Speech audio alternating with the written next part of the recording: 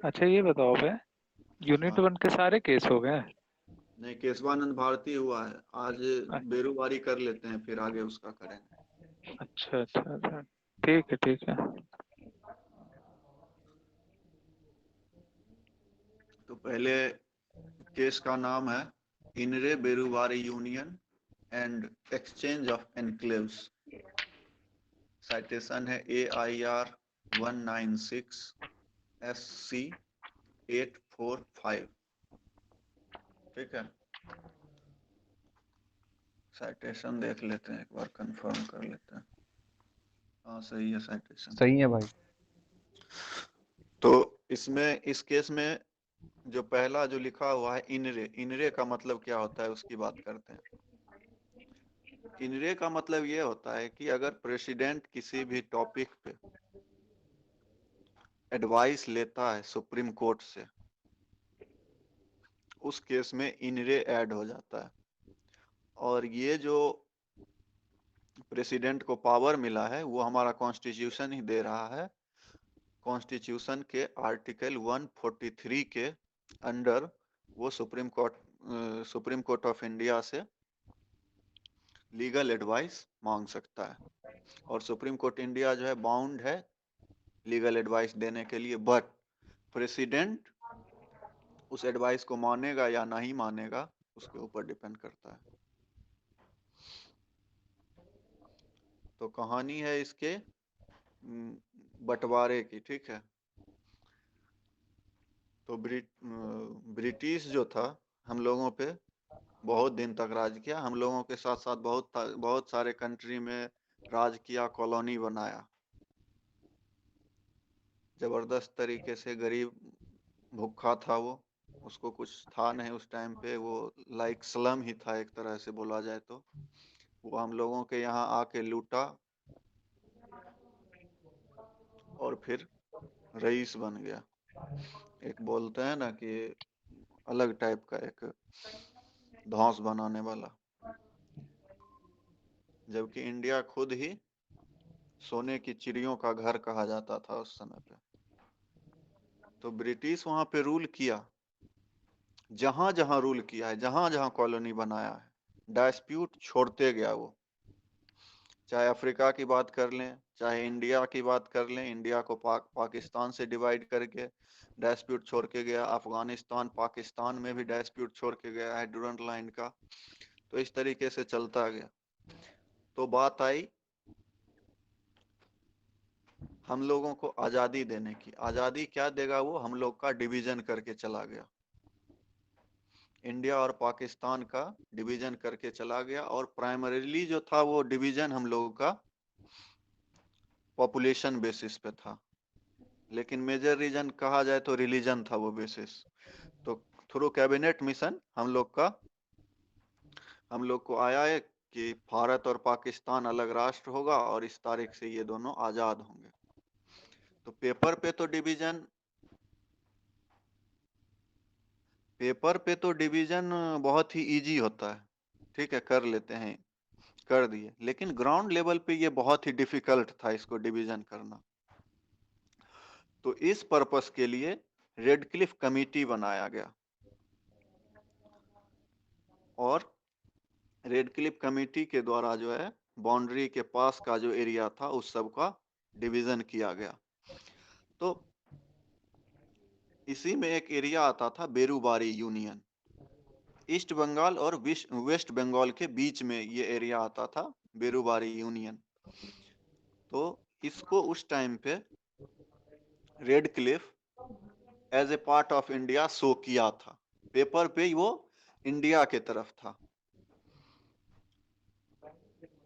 तो चूंकि डिवीजन हुआ था पॉपुलेशन बेसिस पे, तो हिंदू डोमिनेटिंग इनक्लेव जो था उस टाइम पे पाकिस्तान की तरफ चला गया, और मुस्लिम डोमिनेटिंग इनक्लेव कुछ इंडिया के तरफ चला आया।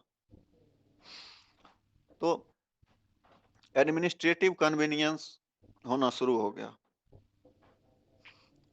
तो इसी तरीके से चलता रहा कुछ मतलब 1952 तक पाकिस्तान बेरुबारी यूनियन को लेके कुछ नहीं बोल रहा था, उसके पहले वो बहुत सारे चीजों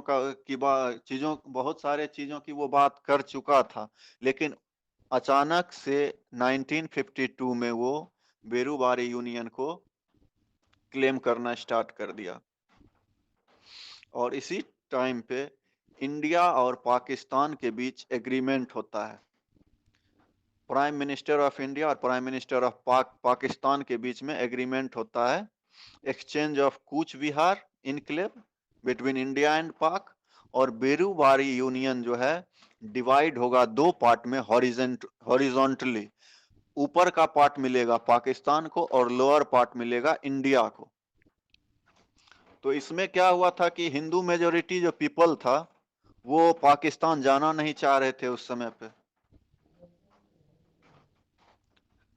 तो ये सारी कहानी होती रही, बहुत सारा डिस्प्यूट होना शुरू हो गया। तो इंडियन गवर्नमेंट इस पे अपना तर्क दे रहा था कि we are a sovereign nation, we entered into a national agreement and on the basis of that international agreement we have done this agreement according to which Berubari Union is going to be divided and we are going to be exchange our enclaves.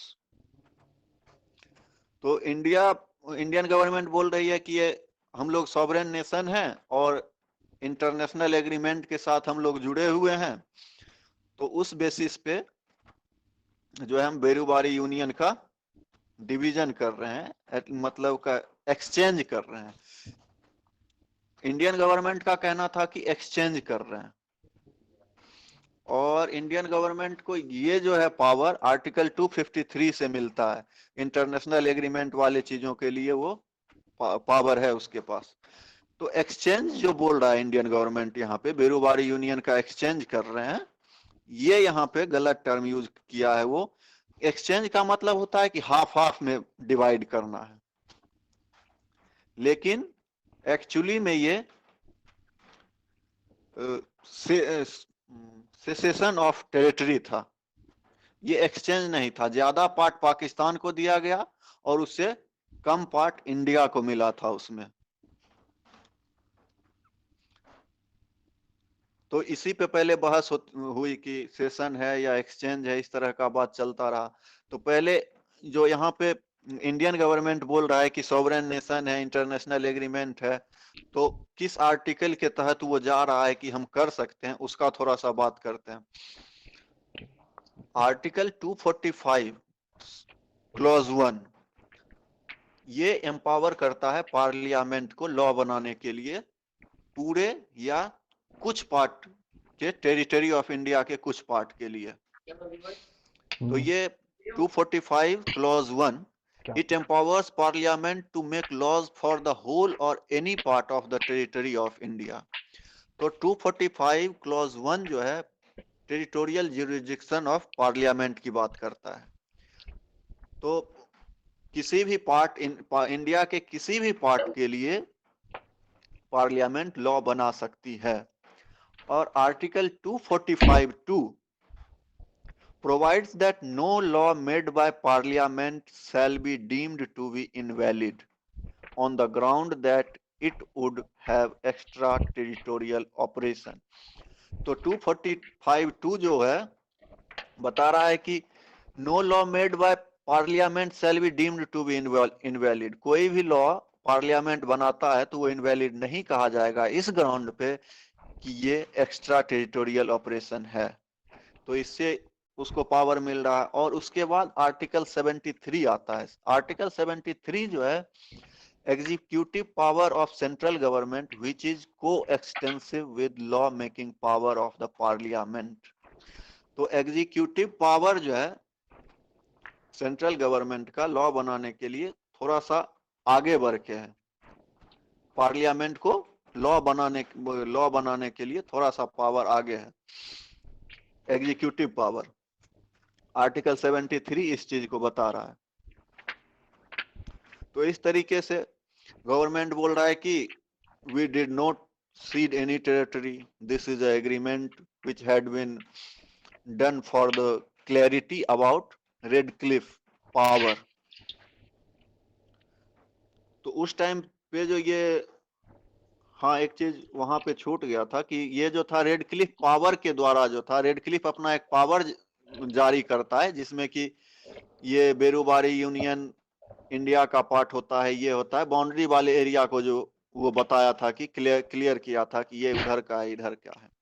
तो government यहाँ बोल रहा है कि हमने territory को seed नहीं किया है, और ये बोल रहा है कि ये रेड क्लिफ जो पावर था उसमें जो क्लैरिटी नहीं था, उसमें जो डाउट था, उस चीज को क्लियर करने के लिए हम लोग ये एग्रीमेंट कर रहे हैं। और वही जो बताया गया था कि 250 245 1-2 के अंतर्गत वो कर सकता है, 250 आर्टिकल 253 भी इसको अलाउ करता है ये सब करने के लिए। Article 245 internal and external territorial operation के लिए बता रहा है। उसके बाद आर्टिकल 73 जो था कि वो बोल रहा है कि हम मेरे पास ये पावर है कि एग्जीक्यूटिव ऑर्डर से इसको कर सकते हैं, और इसके लिए we need not to pass legislation for this. ये सब चीज हो गया। तो उसके बाद इंपॉर्टेंट थिंग ये आया कि एग्रीमेंट जो ये किया है वो वैलिड है या नहीं, और अगर एग्रीमेंट वैलिड है तो इसको एग्जीक्यूट कैसे किया जाएगा।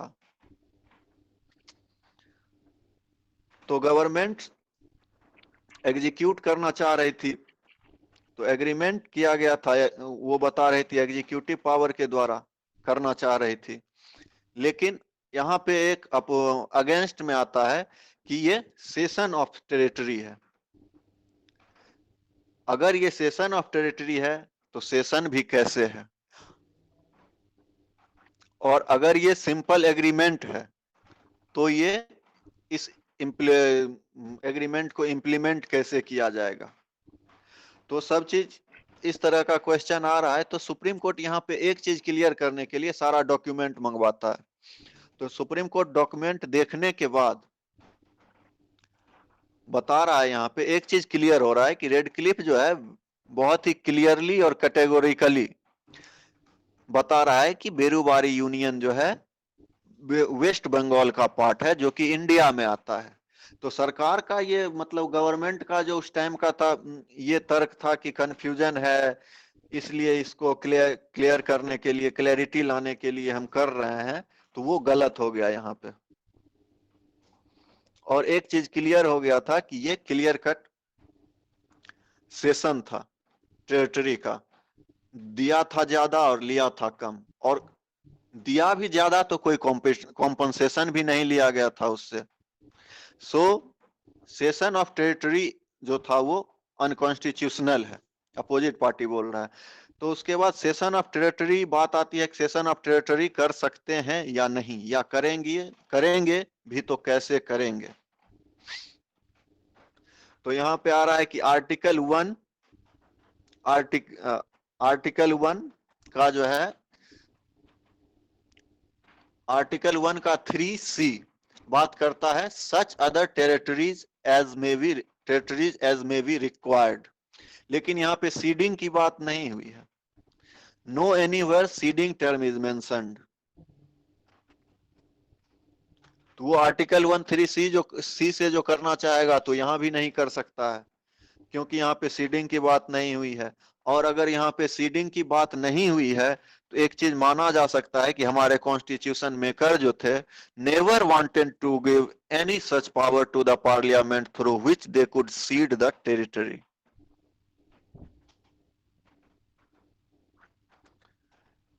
तो हमारे कॉन्स्टिट्यूशन मेकर जो थे ऐसा कोई पावर पार्लियामेंट को नहीं देना चाहते थे कि टेरिटरी का सीडिंग हो। और अपोजिट काउंसिल यहाँ पे फिर एक चीज ला रहा है कि आप जो बोल रहे हो कि आप एज ए सॉवरेन नेशन कर रहे हो, तो क्या मतलब we the people of India से प्रियम्बल स्टार्ट होता है। यहां तक बात हो गई है कि 1 3C से अगर करना चाहेगा तो नहीं करना चाहेगा, क्योंकि एक्वायर्ड लिखा हुआ है, सेशन की बात नहीं हो रही है, और कॉन्स्टिट्यूशन मेकर हम लोग को ये पावर देना भी नहीं चाह रहा है। अब एक बात आ रही है कि गवर्नमेंट ऑफ इंडिया जो बोल रहा है कि सॉवरेन है हम, तो हमारा प्रियम्बल बोल रहा है कि we the people of India, so sovereignty lies with the people of India, और इंडिया का पीपल अपना टेरिटरी गिव अप नहीं करना चाहेगा, ये बात आती है। तो वहां पे जो सीडिंग की बात आई थी, तो एक चीज और यहाँ पे बोल देते हैं कि हाँ, एक हो गया कि सॉवरेन का बात हो गया कि ये अपोजिशन बोल रहा है क्या कि सॉवरेन पीपल ऑफ इंडिया है, और यहाँ पे जो सीडिंग की बात कर रहा है, ये हमारे कॉन्स्टिट्यूशन में एक ये अंदाजा हम जरूर लगा सकते हैं कि क्योंकि हमारा बहुत सारा पार्ट उस टाइम पे डिवाइड हो चुका था, तो कहीं ना कहीं उसका हम दंश झेल चुके थे, वो डीप पेन हमारे अंदर जरूर था, इसलिए हम सीडिंग को अपने कॉन्स्टिट्यूशन में कहीं भी मेंशन नहीं किए। और एक जो अभी जो बात हुई है, we the people of India sovereign है, इस बात पे हुआ, तो सुप्रीम कोर्ट बता रहा है कि प्रियम्बल जो है कॉन्स्टिट्यूशन ऑफ इंडिया का, कॉन्स्टिट्यूशन का पार्ट नहीं है, इसलिए आप इसको एनफोर्स नहीं कर सकते हो। अब यहाँ पे सुप्रीम कोर्ट का तर्क ये क्या था कि प्रियम्बल हमारे कॉन्स्टिट्यूशन का पार्ट नहीं होगा। उसका ये था कि प्रियम्बल जो है, एक मिनट पहले एक चीज और बता देते हैं। तो पहली चीज ये होती है कि कोई भी लेजिस्लेशन बनता है तो उसके पहले प्रियम्बल तैयार होता है, उसका पहले उसका ऑब्जेक्टिव क्रिएट किया जाता है, और किस पर्पस के लिए हम लेजिस्लेशन बना रहे हैं वो पहले तैयार किया जाता है, उसके बाद हम प्रियम्बल तैयार करते हैं। लेकिन इंडिया के केस में क्या हुआ था, पहले इंडियन कॉन्स्टिट्यूशन ऑफ इंडिया बन गया था, उसके बाद प्रियम्बल बन रहा था। तो प्रियम्बल अगर हमारा पार्ट नहीं है कॉन्स्टिट्यूशन ऑफ इंडिया का, तो ये इन्फोर्सिएबल भी नहीं होगा, यहां पे ये बोल रहा है। तो यही प्रियम्बल फिर आगे जाके केशवानंद भारती के केस में पार्ट ऑफ इंडियन कॉन्स्टिट्यूशन हो जाता है। प्रीवियस केस में ये मतलब ये नोटिस नहीं किया गया था कि प्रियम्बल भी जो है कॉन्स्टिट्यूएंट असेंबली के द्वारा अडॉप्ट किया गया था, ठीक है। तो अगर कॉन्स्टिट्यूएंट असेंबली के द्वारा अडॉप्ट उसको किया गया है, तो वो भी केशवानंद भारती के केस में कहा गया था कि इसलिए ये जो है अपने कॉन्स्टिट्यूशन ऑफ इंडिया का पार्ट होगा। ठीक है यहां तक? हाँ केशव।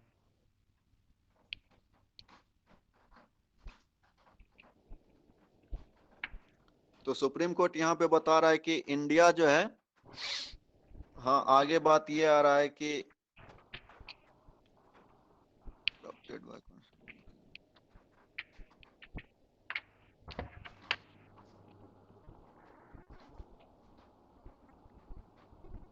हाँ एक चीज वहां पे जो छोड़ रहे थे कि इसमें बेरूबारी यूनियन में जो बताया गया था कॉन्स्टिट्यूएंट असेंबली में जो था, ये प्रियम्बल बाद में बना था, जबकि कॉन्स्टिट्यूशन हमारा तैयार हो गया था, उसके बाद प्रियम्बल बना था। तो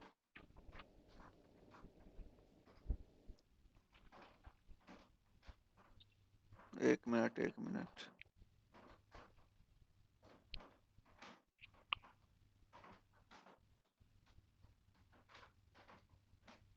ठीक है, आगे बढ़ते हैं, आगे अगर ध्यान आएगा तो करेंगे क्लियर। हाँ तो एक चीज ये आ गया कि सीड कर सकते हैं या नहीं।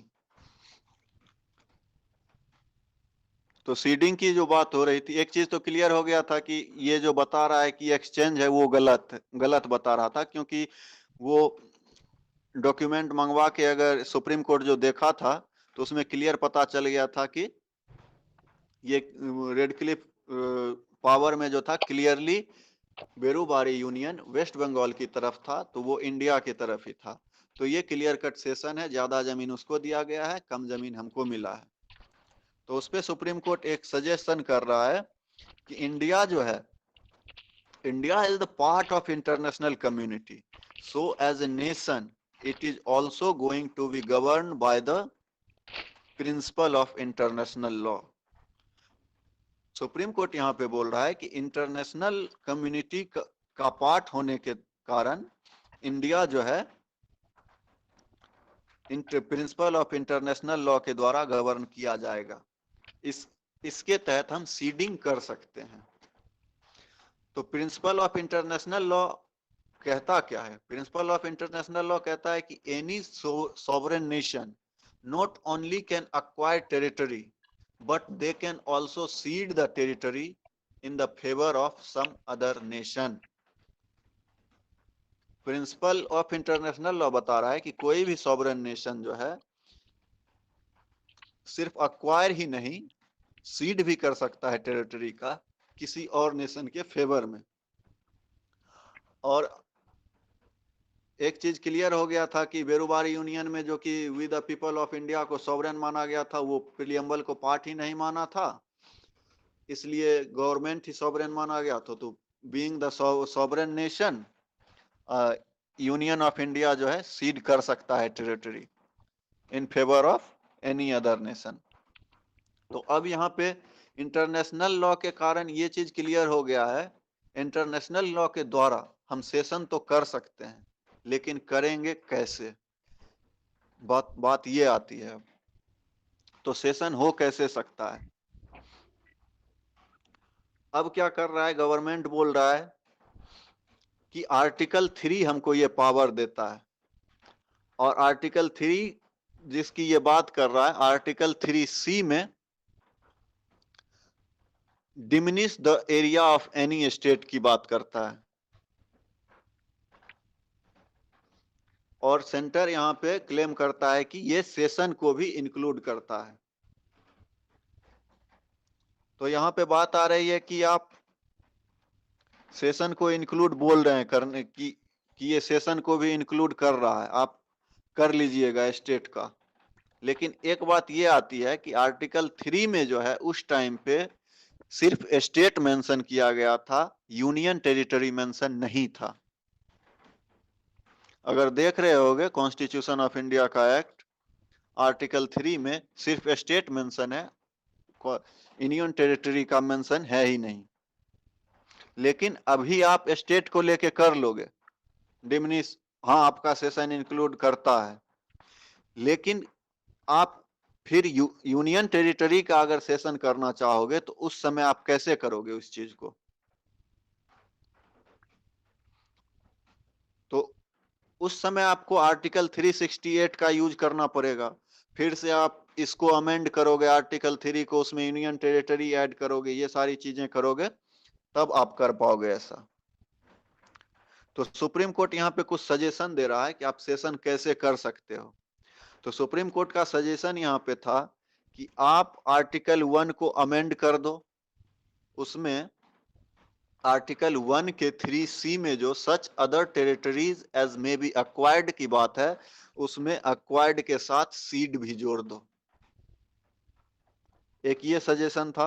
दूसरा सजेशन था कि आर्टिकल 3C में डिमिनिश जो है वर्ड, उसके साथ में ये जोड़ दो कि diminish through the seeding of the territory, ये ऐड कर दो आर्टिकल 3C में। या आप आर्टिकल 368 का यूज करके शेड्यूल 1 को अमेंड कर दो, और शेड्यूल 1 में जो स्टेट का जो टेरिटरी है उसमें आप स्टेट टेरिटरी के एरिया में अमेंड कर दो।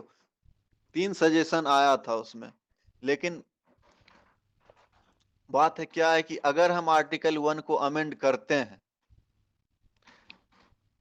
तो क्या आगे के लिए हमारे लिए अच्छा होगा? ऐसा किसी भी सॉवरेन नेशन के लिए तो ये गुड इंप्रेशन नहीं देता है।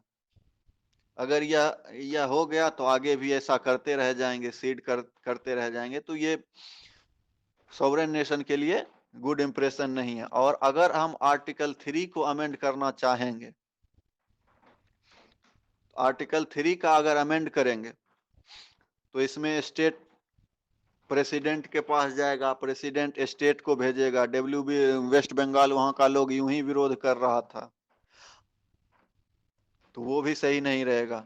उसके बाद अगर आप यूनियन टेरिटरी ऐड करना चाहो, जो कि प्रोवाइजो में दिया गया है आर्टिकल 3 में, यूनियन टेरिटरी इसमें दिया मेंशन नहीं है, स्टेट सिर्फ मेंशन है। तो किसी भी आर्टिकल का प्रोवाइजो को अमेंडमेंट करने के लिए आपको half of the state legislature से रेटिफाई करवाना ही पड़ेगा। तो प्रोवाइजो को अमेंड करने के लिए बहुत लंबा चल जाता है प्रोसेस। तो इसलिए जो है गवर्नमेंट ऑफ इंडिया अपना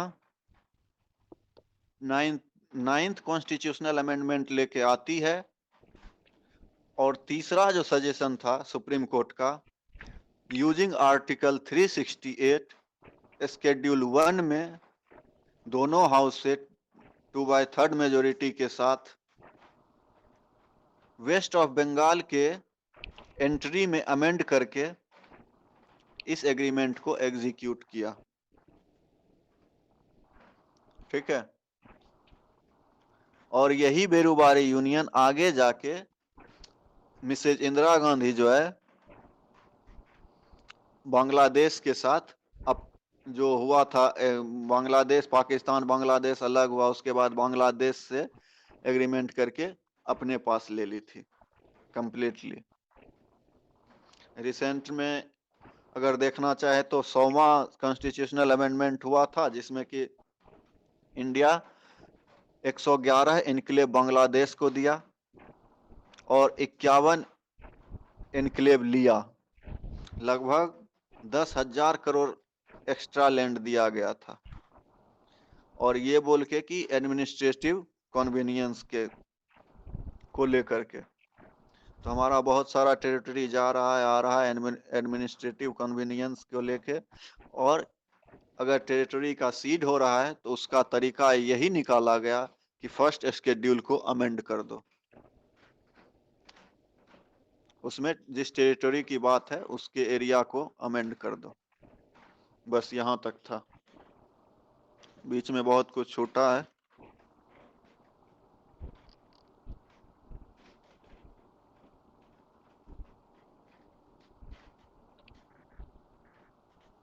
बोलो।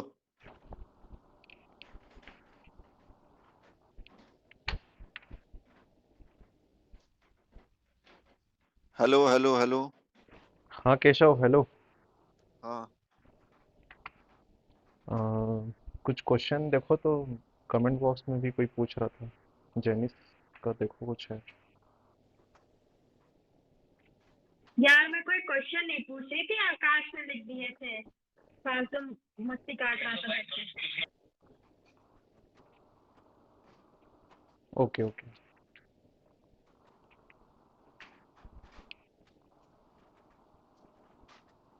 बोला जाए। केशव, मतलब इसमें जो 1947 में जो मतलब डिवीज़न हुआ था, है ना, तो उस टाइम जो है मतलब जो नेहरू जो थे, है ना, उस टाइम जो है मतलब कुछ ज़्यादा पोर्शन जो है इंडिया का चले गया था, है ना, तुम जैसे बताए हो। उसमें उसमें ये बताएं, जब देखो बेरूबारी यूनियन का जो एग्रीमेंट करके ये लिया था 1952 में किया था ये वाला, उसके पहले बेरूबारी यूनियन का ये कर नहीं रहा था अच्छा। क्लेम।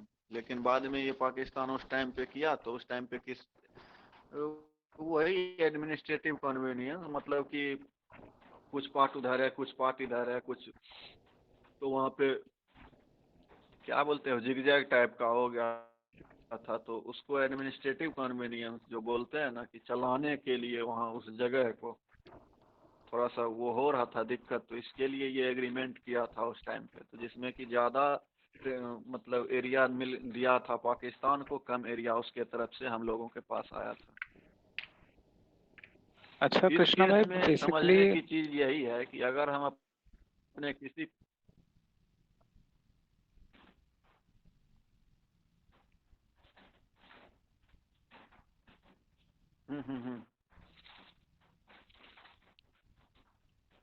हेलो। हाँ कृष्णा भाई बताओ क्या बता रहे थे। इस केस में समझने के लिए एक ही चीज है, अगर सीधे तरीके से समझने के लिए ये है कि अगर हम अपने किसी पार्ट के टेरिटरी को सीड करते हैं तो कैसे करेंगे, तो उसका तरीका यही निकला। तो सीड करने के लिए पता वही चला कि इंटरनेशनल एग्रीमेंट के कारण हम कर सकते हैं, और अगर इंटरनेशनल एग्रीमेंट के कारण हम अगर इंटरनेशनल क्या बोलते हैं कंपनी या क्या इंटरनेशनल कम्युनिटी का पार्ट होने के कारण हम कर सकते हैं सेशन सिसीड। तो लेकिन अगर कर सकते हैं तो बात आई कि कैसे कर सकते हैं, जबकि हमारे कॉन्स्टिट्यूशन में ऐसा कोई लिखा ही नहीं गया है कहीं भी सीडिंग के बारे में। तो उसी का एक निष्कर्ष इसमें निकला कि आप शेड्यूल 1 में जाके उस टेरिटरी के एरिया में अमेंड कर दीजिए तो आप सीड कर सकते हैं।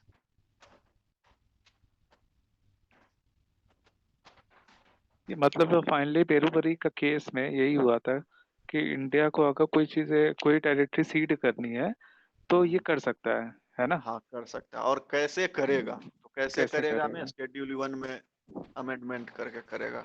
वो बहस यहाँ पे सजेशन मांगा था कि 3 में अमेंड कर दो, 1 में अमेंड कर दो, लेकिन बहुत ही बढ़िया मूव रहा हम लोगों को कहने के लिए कि उस टाइम का गवर्नमेंट अच्छा किया था कि आर्टिकल 1 में अमेंड नहीं किया, नहीं तो कितना गंदा लगता देखने में, acquired and secede diminish through seeding, ये भी ऐड करो,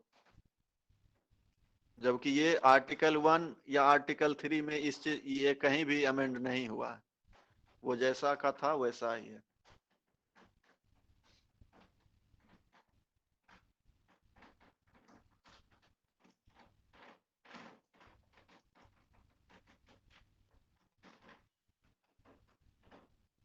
अमन भूषण, हाँ क्या बोला जाए। क्या बोला जाए।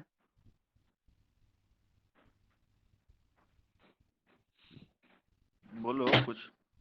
हाँ समझ आया जेनिस। हाँ क्या।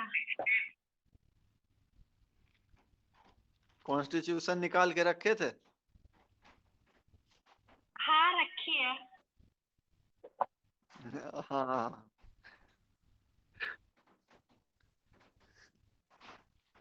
इसमें बहुत सारा बहस, ये मतलब अलग से चलो, तो प्रियम्बल का हेडिंग के लिए भी बहस हुआ था उस टाइम पे जब कॉन्स्टिट्यूशन के टाइम पे, तो प्रियम्बल के बहस में ऐसे एक्स्ट्रा जानकारी के लिए कि प्रियम्बल का स्टार्टिंग लाइन क्या होगा, तो उसमें बहुत सारा लोग सजेस्ट किया था भगवत गीता होना चाहिए, गांधी जी कर दो, in the name of God कर दो, लेकिन बाद में we the people of India पे ही सहमति बनी थी उस टाइम पे।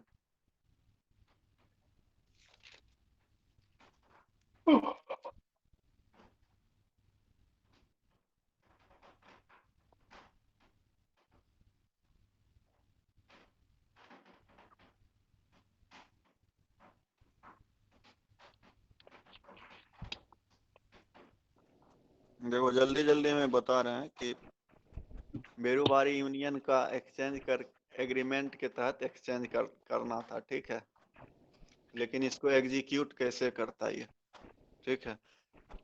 तो पहले बात आई कि एक्सचेंज, गवर्नमेंट ऑफ इंडिया बोला कि ये एक्सचेंज है, और लेकिन एक्सचेंज होता है तो एक्सचेंज का मतलब होता है कि जितना चीज तुमको दिए उतना उतने के एवज में उतने ही एवज का कुछ हमको मिलना चाहिए, ठीक है। एक्सचेंज ये होता है कि 500 का सामान कुछ तुमको दिए तो 500 का सामान हमको मिलना चाहिए। अगर 500 का सामान तुमसे ले लिए, 200 का सामान तुमको दिए, तो ये एक्सचेंज नहीं हुआ। एक्सचेंज होता है समान भाग में होना चाहिए। तो पहला चीज यहाँ पे ये आया कि एक्सचेंज है या नहीं। अगर गवर्नमेंट ऑफ इंडिया बोल रहे कि एक्सचेंज है तो वो क्लियर हो गया कि एक्सचेंज नहीं है, क्योंकि ज्यादा पार्ट उसको दे रहा था। उसके बाद ये बोल रहा था क्या कि रेड क्लिफ पावर में जो था कि ये अच्छे तरीके से दर्शाया नहीं गया था कि बेरूबारी यूनियन किस में है नहीं है, तो वो भी चीज़ क्लियर हो गया था वहाँ पे कि जब डॉक्यूमेंट मंगवाया गया तो रेड क्लिफ पावर में लिखा हुआ था क्लियरली कि ये वेस्ट बंगाल का पार्ट है, और वेस्ट बंगाल का पार्ट है तो ऑब्वियसली इंडिया का पार्ट होगा। तो यहाँ पे ये क्लियर हो गया कि ये एक्सचेंज नहीं है। और जो गवर्नमेंट ये तर्क दे रही है कि एडमिनिस्ट्रेटिव, इसके लिए एडमिनिस्ट्रेटिव नहीं, मतलब कि इसको क्लियर करने के लिए जो डाउट था बॉर्डर को लेके, उस एरिया को लेके उसको क्लियर करने के लिए कर रहा था, तो वो खत्म हो गया। तो अब सेसेशन था, ये सेसेशन था टेरिटरी का, तो सेसेशन था तो उस पर गवर्नमेंट 2-3 तर्क दिया कि इंटरनेशनल एग्रीमेंट जो होता है उसके तहत कर सकते हैं, बिकॉज क्योंकि हम लोग इंटरनेशनल कम्युनिटी में आते हैं, ये सारा चीज़ दिया। तो सुप्रीम कोर्ट इस चीज़ पे एग्री भी कर जाती है, तो सेशन तो कर ही सकते हैं कि इंटरनेशनल मतलब अग्रीमेंट ये सब बोलता है, तो सेशन तो कर सकते हैं। लेकिन अब बात आ गया कि सेशन कैसे कर सकते हैं, क्योंकि हमारे कॉन्स्टिट्यूशन इंडिया में कहीं भी सेशन मेंशन ही नहीं किया गया है कि कैसे सेशन का प्रोसीजर मेंशन ही नहीं है। या तो इसके लिए 2-3 वहां पे आया था एडवाइस कि आप ये कर लो वो कर लो, आर्टिकल 1 को अमेंड कर दो, आर्टिकल 3 को अमेंड कर दो, और शेड्यूल 1 में अमेंड कर दो। तो आर्टिकल 1 और 3 को अमेंड करना सही नहीं था कि वो गलत इंप्रेशन लेके आता एक सॉवरेन नेशन के लिए कि आप कर दो एक्वायर्ड एंड सीसीड, ये सारी चीजें। जबकि हम लोग, एक चीज और समझने की बात है, हम आर्टिकल 1 में जो लिखा हुआ है, थोड़ा सा तुम जो बोल रहे थे रुक के उसके आगे करते हैं। हम जो एक्वायर्ड की बात करते हैं, एज मे बी एक्वायर्ड की बात करते हैं, किसी पे चढ़ाई करके एक्वायर्ड, मतलब एक्वायर्ड हो जाए, अगर एक्वायर्ड हो रहा है तो कर लिए। और इसमें जो बोल रहा था सेसेशन की आप बात कर दो, तो वो गलत इंप्रेशन लेके आता हमारे लिए, ठीक है, कि अपना जमीन कम कम भी कर सकते हैं, तो ये चीज गलत इंप्रेशन देता। आर्टिकल 3 में भी अगर आप करते हैं कि डिमिनिश थ्रू सेसेशन, तो वो भी गलत इंप्रेशन देता। तो शानदार था वही कि स्केड्यूल में आप चेंज कर दो, इस तरीके से आप सेशन कर सकते हो, यही था।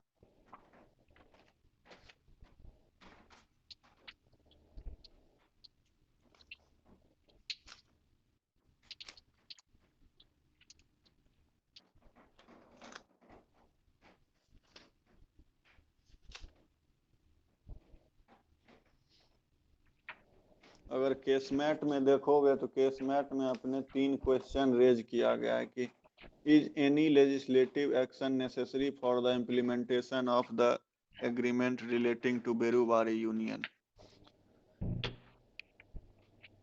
तो लेजिस्लेटिव एक्शन नेसेसरी है, ये भी हुआ है क्लियर, हाँ जरूरी है।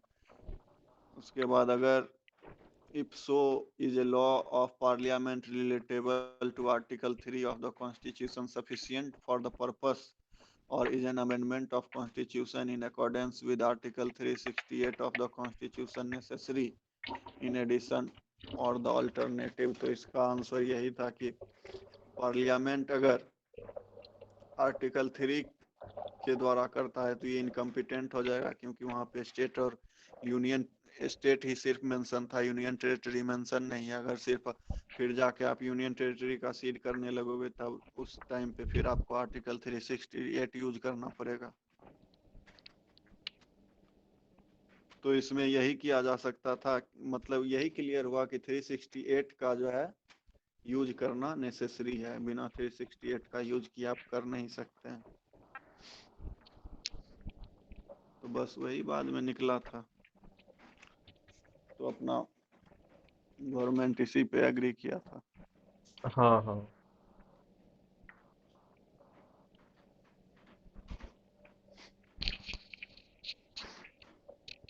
मतलब कि जहाँ तक मैं भी पीआईएल में एक बार इस केस को देखा था, तो जैसे तुम अभी लास्ट में बताया हो ना, सेम चीज हुआ था कि हम्म, कभी भी मतलब ऐसा नहीं होना चाहिए कि ये नॉर्मल मेजॉरिटी से या फिर कुछ भी करके स्टेट अपनी मतलब कंट्री की जो टेरिटरी है कहीं भी ऐसे ट्रांसफर हो जाए, मतलब कि एक मतलब कि स्पेशल तुम्हारा मेजोरिटी होना चाहिए। और जब तक अमेंड ना हो, है ना, ठीक है, थ्री हम्म, सिक्सटी एट के द्वारा तब तक नहीं होना चाहिए, है ना। हम्म।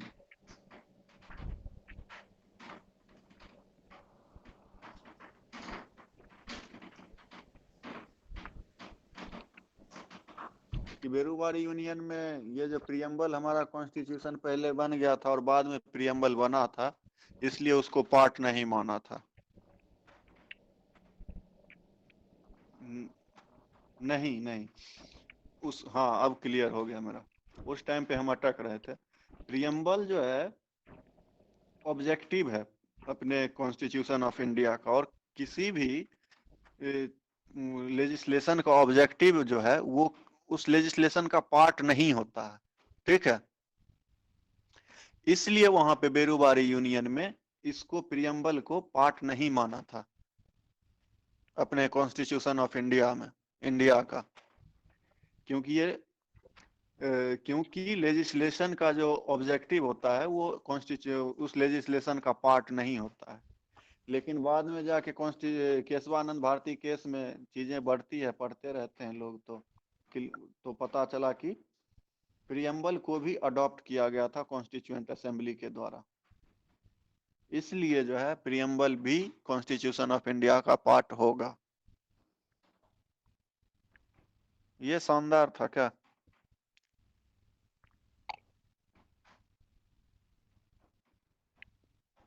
हाँ भाई। किसी भी लेजिस्लेशन का ऑब्जेक्टिव जो है वो उस लेजिस्लेशन का पार्ट नहीं होता है। इस कारण से बेरूबारी यूनियन में प्रियम्बल को पार्ट नहीं माना गया था। लेकिन केशवानंद भारती केस तक आते आते, पढ़ते लिखते पता चला कि प्रियम्बल को भी कॉन्स्टिट्यूएंट असेंबली के द्वारा अडॉप्ट किया गया था, इसलिए ये भी कॉन्स्टिट्यूशन ऑफ इंडिया का पार्ट होगा।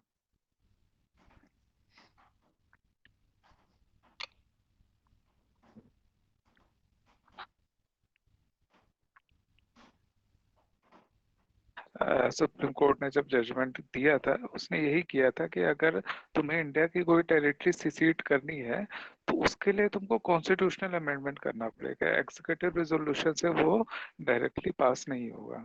तुमको वहाँ you need to have a constitutional amendment. ये जो तुमने बताया था, यही चीज तुमने भी बताया था।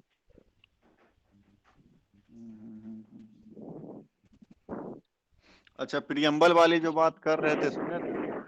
हाँ, प्रियम्बल वाली बात जब तुमने बोल रहे थे कि preamble is a part of constitution और नॉट, तो ये केस में भी डिस्कस हुआ था, बेरूबारी वाले में भी। तो उसमें मैं बोला गया था कि preamble is not a part of constitution. But Kesavananda Bharati case जब आया तो finally Kesavananda Bharati case actually judgement उसका इतना लंबा चौड़ा इसीलिए आया ही था, 650 पेज का।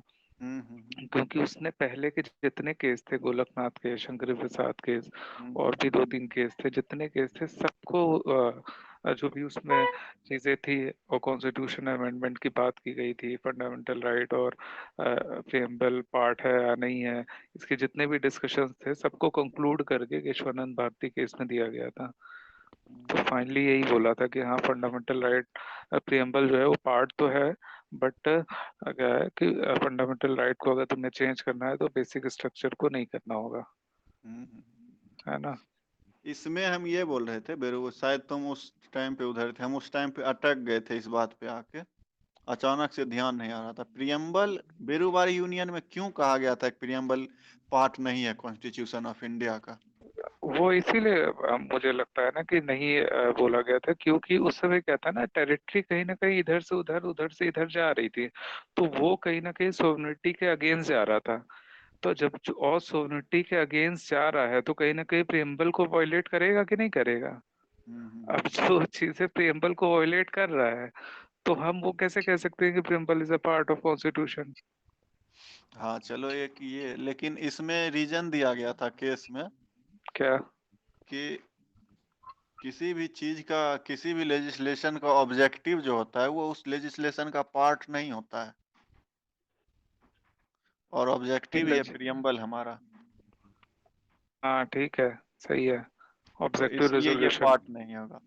लेकिन केशवानंद भारती केस में प्रियम्बल को पार्ट बताया, इसलिए उस टाइम तक ये गौर कर लिया था कि कॉन्स्टिट्यूशन ऑफ इंडिया के साथ साथ प्रियम्बल को भी कॉन्स्टिट्यूएंट असेंबली में अडॉप्ट किया गया था, इसलिए ये कॉन्स्टिट्यूशन ऑफ इंडिया का पार्ट होगा।